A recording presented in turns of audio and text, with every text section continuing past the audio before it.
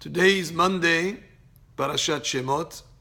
We're going to be reading the first Parashah in the book of Shemot this coming Shabbat, a book that describes basically the formation of the Jewish nation, starting with years of slavery in Egypt, then the Exodus and the Jewish people as formed as a Jewish nation.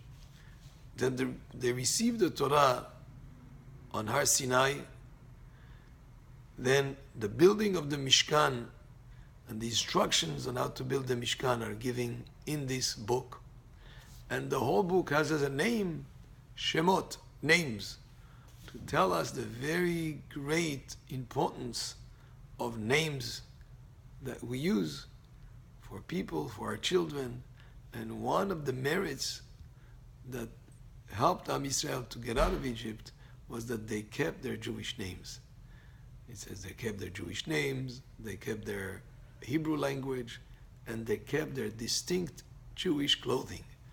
All these three aspects, clothing, names, language, has to do with the identity. They maintain their Jewish identity.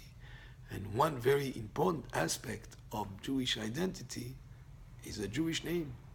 So this book has as a name, was a title for the whole book, Shemot. Shemot ben Israel, the names of the sons of Israel.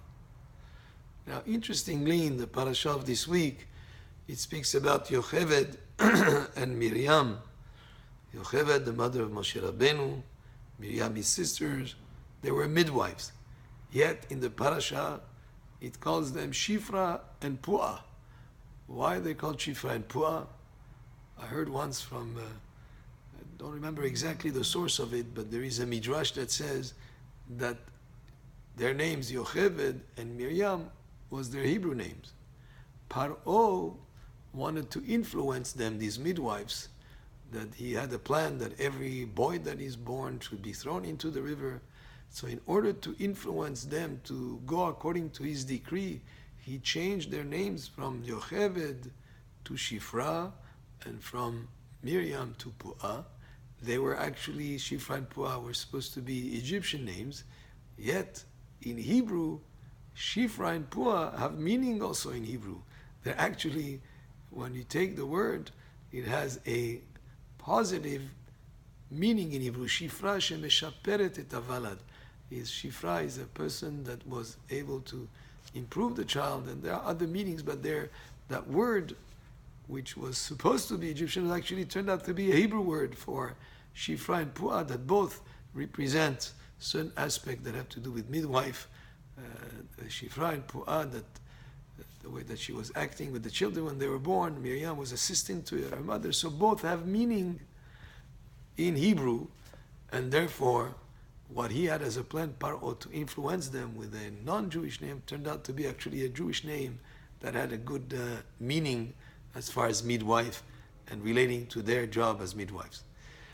One pasuk here says, "Vayhi ki yare'uam yaledot et Elohim vayas lahem batim." So the pasuk means that it happened that because the midwives feared God, He made houses for them. What happened? Even though Paro had this decree, the midwives did not listen. Of course, they didn't throw the young boys into the born boys into the river.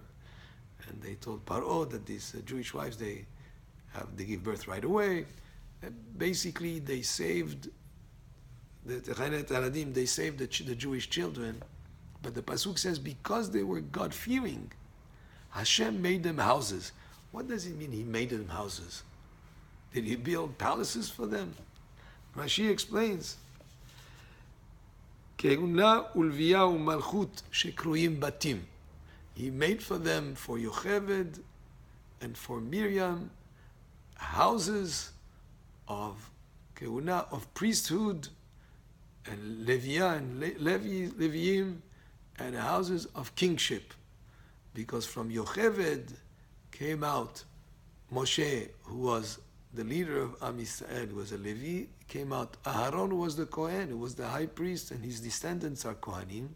So you have here spiritual leadership as priests in the Bet Hamikdash came out from Yocheved. That's a house of Kehuna and Leviah. And from Miriam, her descendant was David HaMelech. And from her came out the house of the dynasty of David HaMelech. And from this pasuk we understand an important principle. If the mothers have Yirat Shamayim, if the mothers are God-fearing, that's the best guarantee that their children will go in the right path, and that has more of a chance that they should have descendants just like Yocheved and Miriam, because of, the pasuk says, because of their fear of Hashem. Hashem made them houses. And I've seen in reality many times where mothers that are very careful with their observance of mitzvot, with their fear of Hashem in terms of being careful of how they observe the mitzvot, that such people marry to have children that go in the way of the descendants of Yocheved, that are spiritually, the kids that will go to grow to be Bnei Torah, Be'ezat Hashem, and also could be also leaders in a civic way in terms of being leaders as kings and that type of thing. So this is some of the lessons that we learned from the Parashah of this week. Baruch Adonai le'olam, amen ve'amen.